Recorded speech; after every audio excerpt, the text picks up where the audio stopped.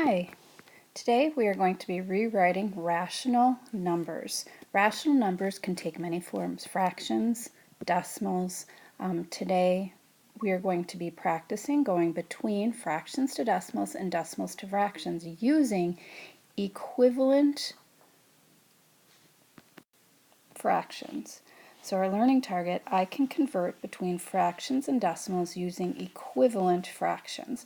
That word equivalent is very important for this entire unit. Equivalent means the same, so we're going to be talking about that throughout the entire unit. So if you're in class, what we're going to be doing is going through and talking about when do you see decimals being used in life, when do you see fractions being used in life. So think about that for a second. See if you can, so pause the video, see if you can just jot down some places that you see decimals being used and some places that you see fractions being used. And then think, why do we need to know then how to represent rational numbers in different ways? All right, here are some of the more common answers. Decimals are money. We don't see fractions being used. We don't talk about something being 2 2/3 dollars. We talk about money using decimals. The metric system, anytime you're converting with using the metric system, they're in decimals. Gas prices are in decimals. Fractions, however, are used primarily in cooking. We talk about 2/3 of a cup. We don't say 0.6 repeating. So with decimals you can round, with fractions you can't, and so that's why with cooking we use fractions. Carpentry, many of the measurements used in carpentry are in fraction form. Some of the tools are represented with the metric system, but many are. We hear about 3/8 and those different common fractions in carpentry when you're using tools. So that's primarily why we need to know how to represent the rational numbers in different ways, because we need to be able to work with both types of decimals and we need to work with fractions. So that's why we need to represent rational numbers in different ways. All right, next we're going to be talking about how to write our decimals into equivalent fractions. Primarily, we're going to be talking today about terminating decimals to equivalent fractions. So terminating decimals. What are terminating decimals? We are going to be taking decimals that end. Terminating decimals are decimals that end. They end. They don't repeat. They don't go on and on forever. They end. They have a stopping place. So terminating decimal is one that ends or stops. Doesn't go on and it doesn't repeat. Next year's learning target, you do need to learn how to take a repeating decimal and change it into a fraction. But this year it's just terminating decimals. Equivalent. You've heard that word. We've talked about it a lot. It means the same. It names the same quantity. So the same quantity. The same number. Okay? So, how can we take a number like 2.25 and change it into a fraction or a mixed number? So what is the value of 2.25? Well, we know it's somewhere between 2 and 3. We think of 0.25 as 25 cents. So how can this be written as a fraction or a mixed number? Well, what I do is I write it like I say it and then simplify if I can. So we say 2 and, remember the decimal point means and, 25, this place is the hundredths place, so we say this as 2 and 25 hundredths, and so that's how we're going to write it. 2 and 25 hundredths. And now we need to rewrite it. We always put our fractions in simplest form. So I'm going to show you a way that is going to help us in the next part of the lesson. I'm going to rewrite this by pulling out the factors they have in common.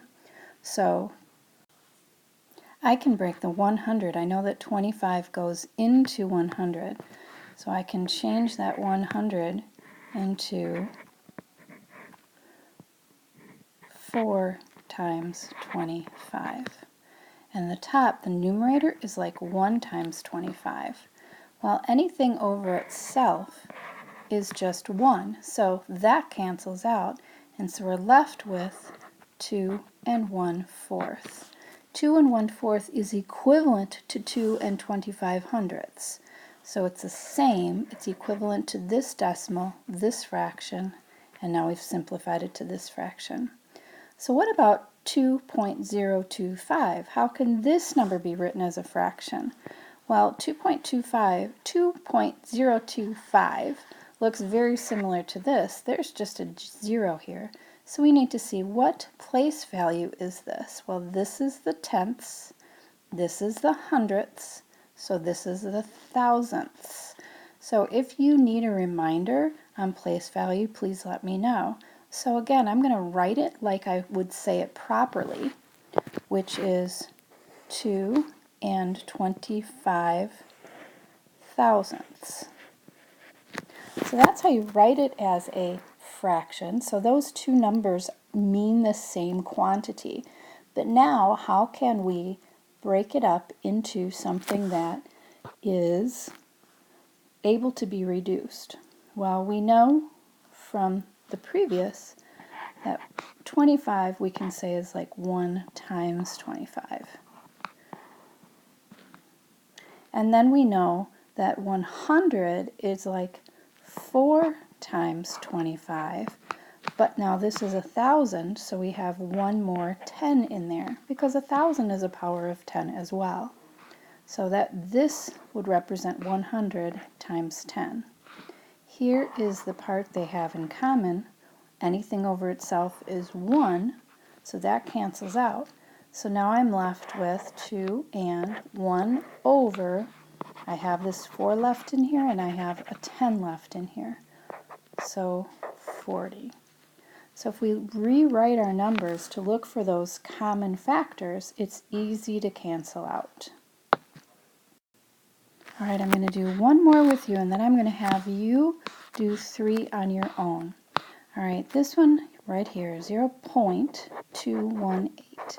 Remember, the point is where we say and if there is a whole number. So 0 and, but since it's just 0, we don't have to say this part. We can just look to see what place value it is.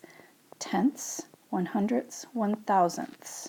So I'm going to say 218 1,000ths. But now we need to write it in simplest form. So here is where I am hoping that you have some math skills that you can see that these are both even numbers. So I know we can at least break it down to 2 and 2.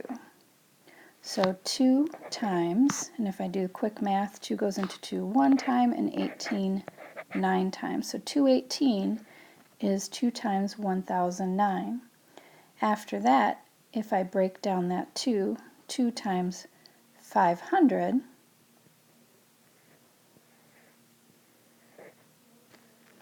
and then I can cancel out my 2's, so I'm left with 109 over 500. And I could see if there are other common factors. This can be broken down to 5 times 100, but 5 doesn't go into 9, 100 doesn't go into 109. So if I break this down even further, so this is 10 times 10, or 5 times 2 times 5 times 2. 2 doesn't go into the 9, and 5 doesn't go into the 9.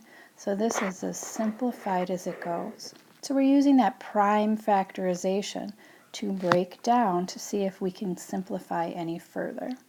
All right, I would really like you now to pause, take ownership of your learning, pause and do these on your own, and then we will come back, so stop the video, do these on your own, and then come back to check.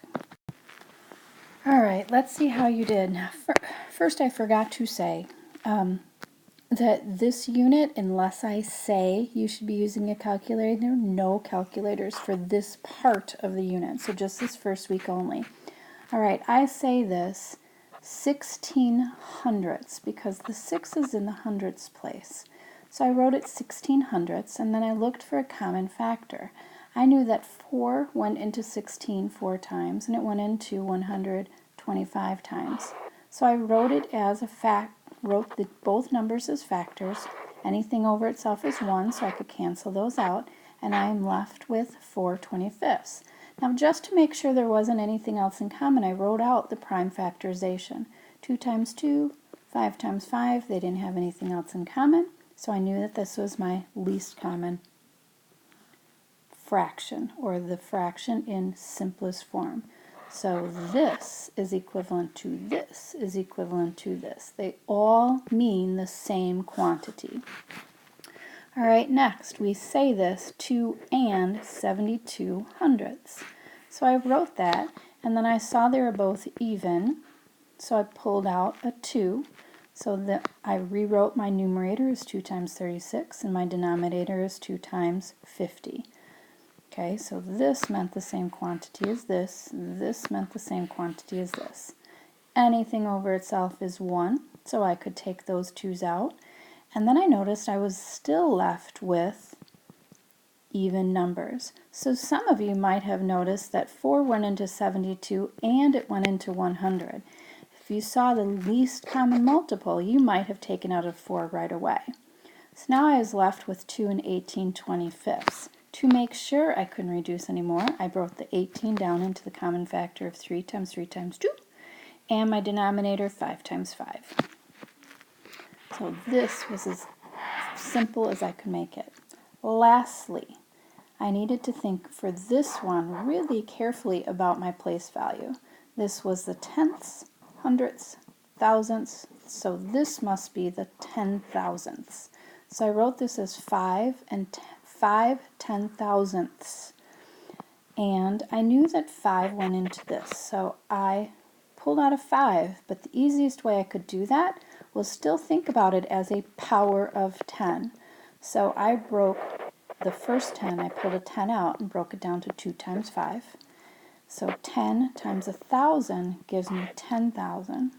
So after I saw what they had in common and pulled it out, I was left with 2 times 1,000. So the lowest fraction I could make was 1 over 2,000. So 5 10,000ths in decimal form is equivalent to, fraction form is equivalent to the simplest fraction form. So I want to talk about the denominators. What did you notice about the denominators? What can we say about all of our initial denominators? 1,000, 100, 10,000. What is true about all of them? Well, if they are decimals, that means that the denominators need to be powers of 10. Powers of 10. And so I want you to think, and this is really going to help us with the next part, what are the prime factorizations of the power of 10? So I'm going to move this up. So think of the powers of 10. 10 times 1. So 10 to the first power is 10. 10 squared is 100. 10 to the third is 1,000.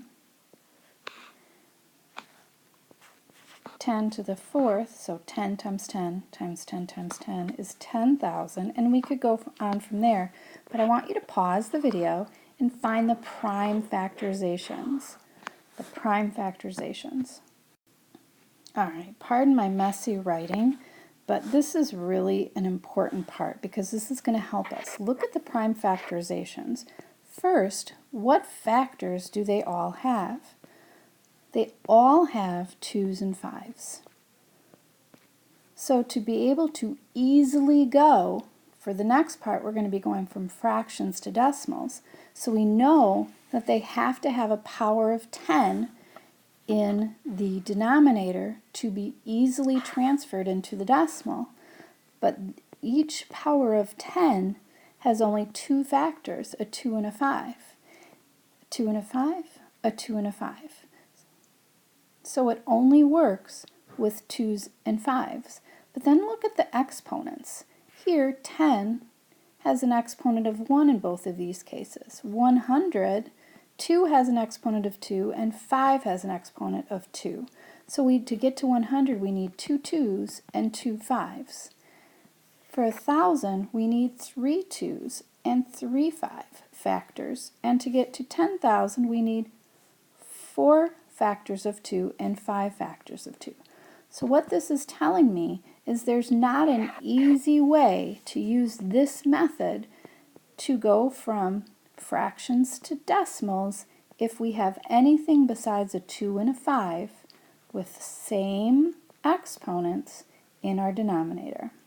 So let's see how this relates.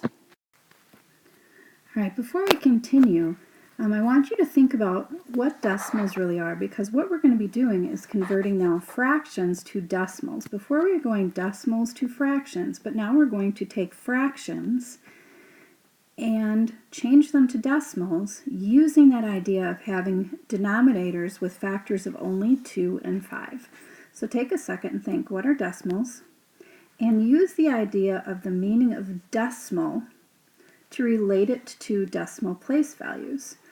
So the word decimal is derived from the Latin word decimos, meaning 1/10. So think about that for a moment. So pause the video and jot some ideas down about what you think decimals are. All right, so what I put, which might be a little bit different than you, I said I think of decimals as numbers that specify points on a number line. So it's a number that specifies a single point on a number line using intervals of tenths. So tenths, hundredths, thousandths, etc. So it always specifies a single point on a number line. So if we think about decimal as meaning 1/10, this means the denominator for changing it into a fraction must be a power of 10, and that's what we saw before. So write this number, 3/100ths, as a decimal. So I'm going to write it thinking of how I said it and what it would look like in decimal form. We know that the decimal place, so if we have 0 and, if we put the 3 here, that would be 3/10. So we know that's not right. We need it in the hundredths place, which is the second decimal place. So I'm going to write it like that. So I did my process out loud. So make sure you describe your process. So don't just put 0.03. Write out what we did. We found that place value in the hundredths, and we put this last digit in the hundredth spot. All right, this one is a little trickier. Write the number 3/20ths as a decimal and describe our process. So I want you to think of what we learned before. The denominator has to be a power of 10, which we learned was 2 times 5, or 2 squared times 5 squared, or 2 to the third times 5 to the third, etc., etc.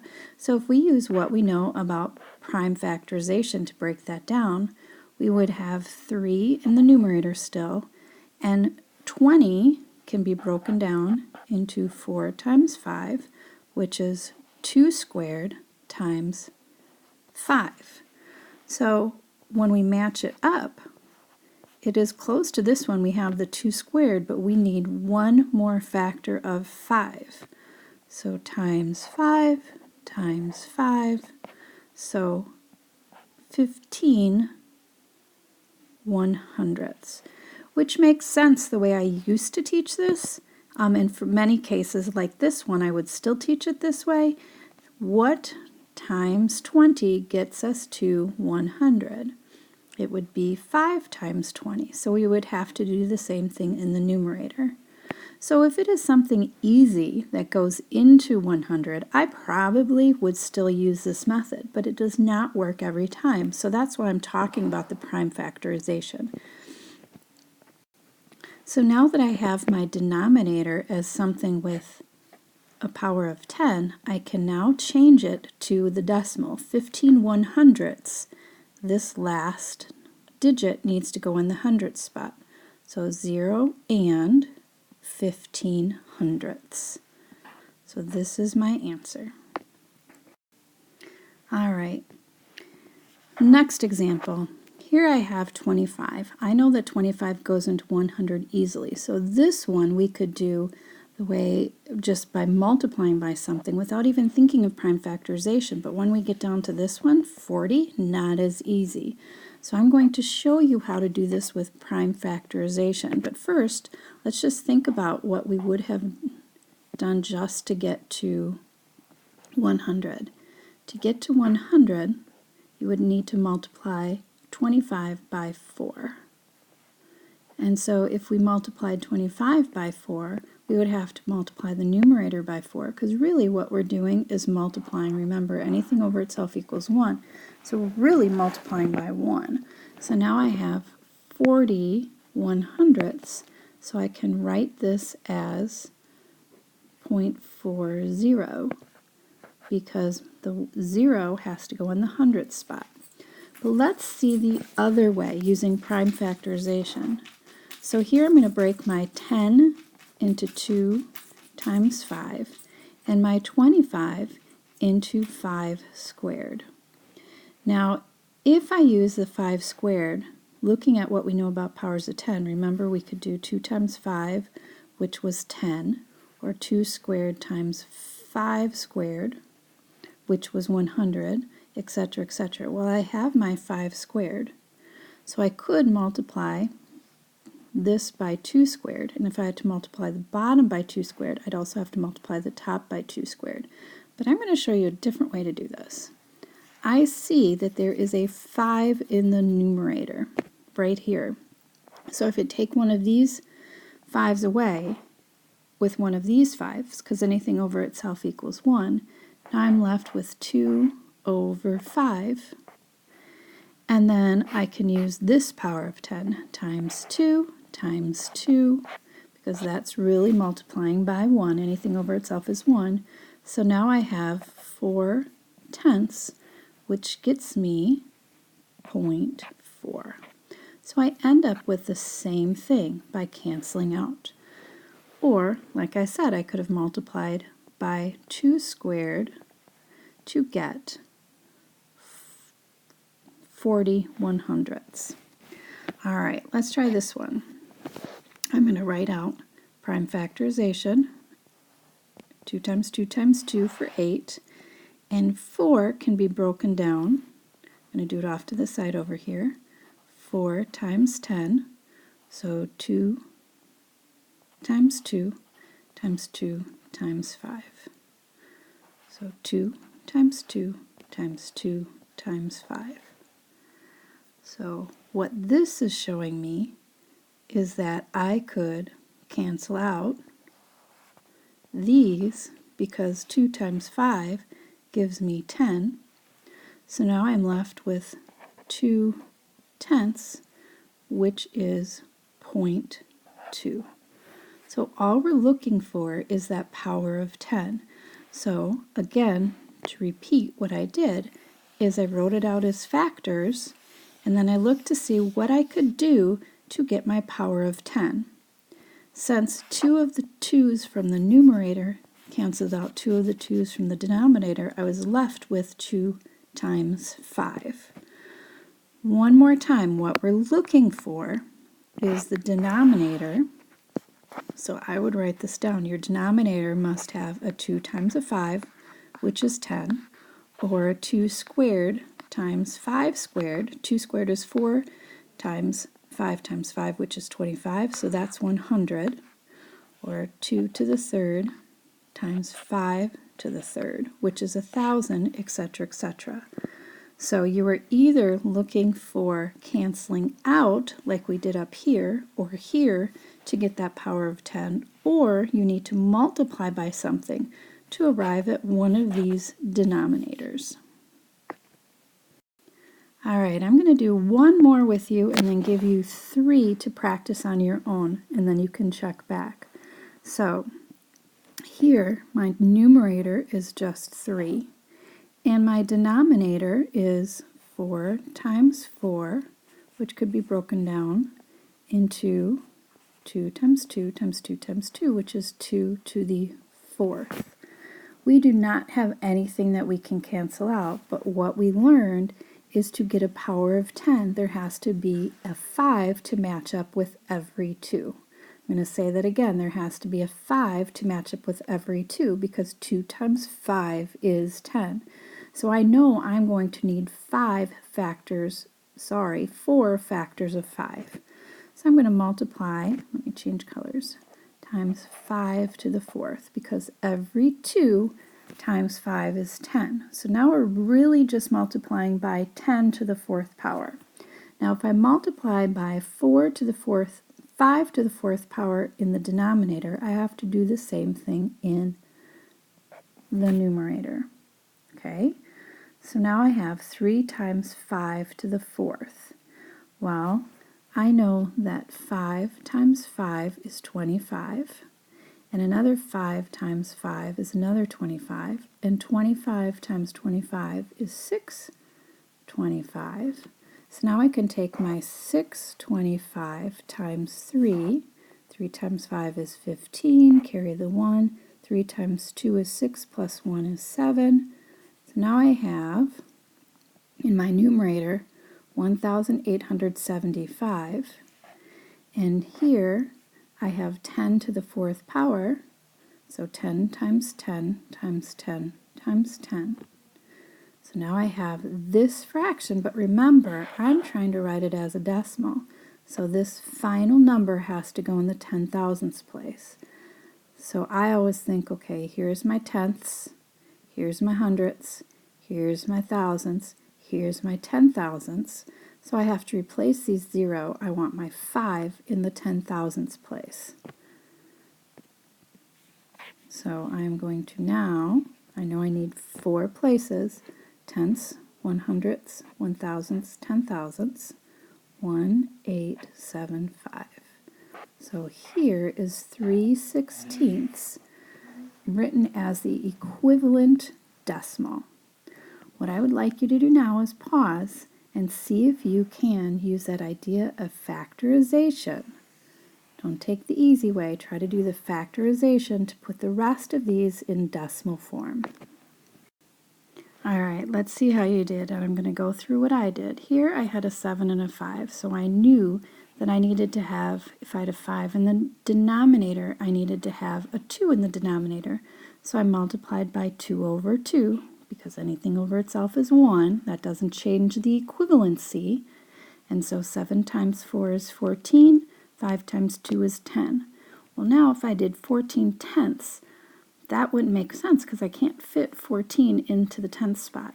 So I know that I have to have this last digit in the 10th spot, which put the 1 in the 1 spot. So 1.4 is the equivalent decimal to 7/5, which makes sense because I know that 7 is greater than 5. It's an improper fraction, so I know that my decimal has to be greater than 1.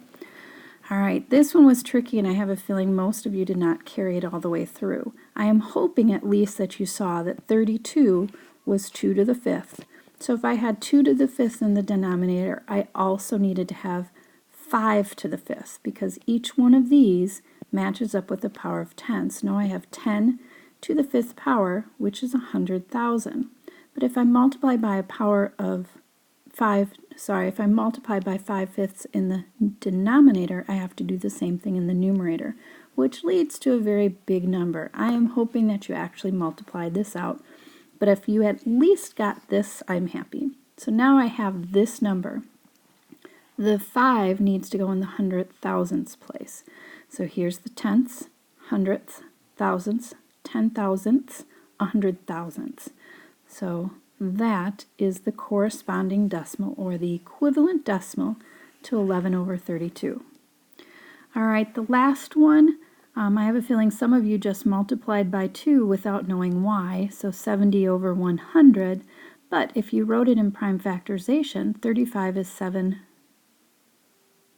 times 5, and 50 is 5 times 2 times 5, so I can cancel out 5 over 5, because anything over itself is 1. So I'm left with 10 in the denominator, 7 in the numerator. So 7/10, which is 0.7. 7/10. So I'm hoping that what you learned is any terminating decimal can be converted to a fraction using writing it how you say it and then reducing, and a fraction whose denominator includes only factors of 2 and 5 can be converted to a decimal by writing the denominator as a power of 2. If there's a 3 stuck in there that couldn't cancel out, or a 4 or a 6, then we couldn't do that. But if there's only a power of 2 and 5, because they multiply to 10, then we can convert it easily. All right, start your assignment. Let me know if you need help. We out.